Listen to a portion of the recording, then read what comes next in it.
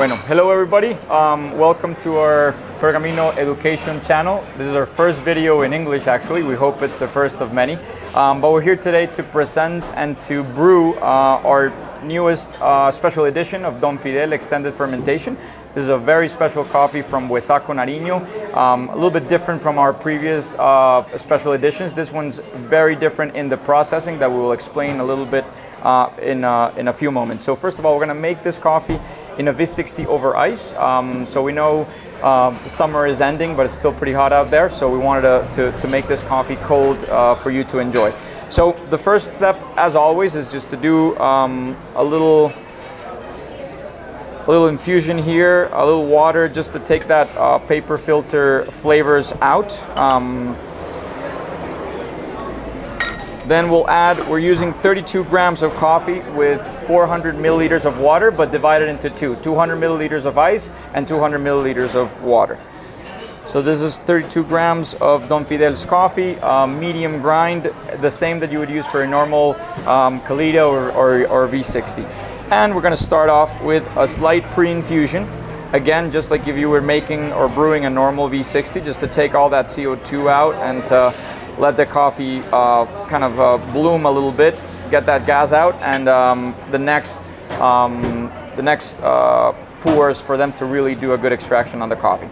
So while this extracts, I'm going to tell you a little bit more about this coffee. So what makes this special is the variety is pretty normal. We don't really usually have Castillos and Variedad Colombias as in our special edition menus.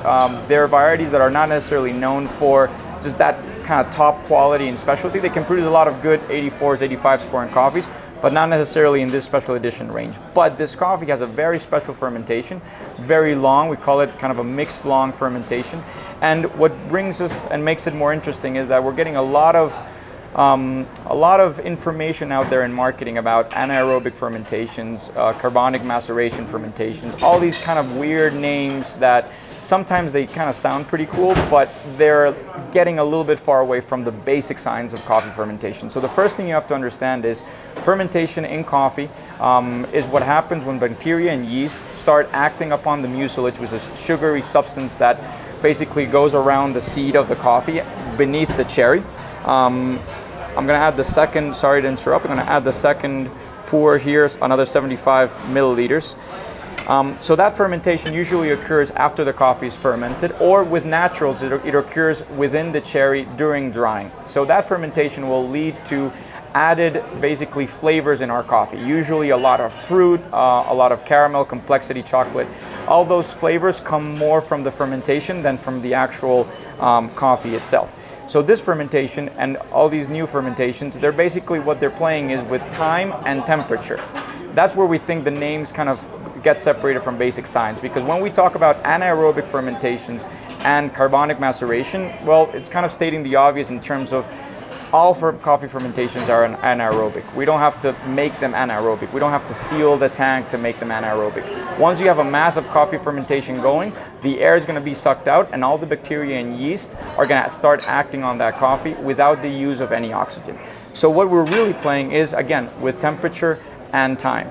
This fermentation in particular is 6 days long. We do 3 days in the cherry, just like if we were drying a natural coffee, but we do it without putting it into the drying beds. Don Fidel actually does the cherry fermentation in the burlap bags in the cherry, and then depulps and ferments for another 3 days in the tanks.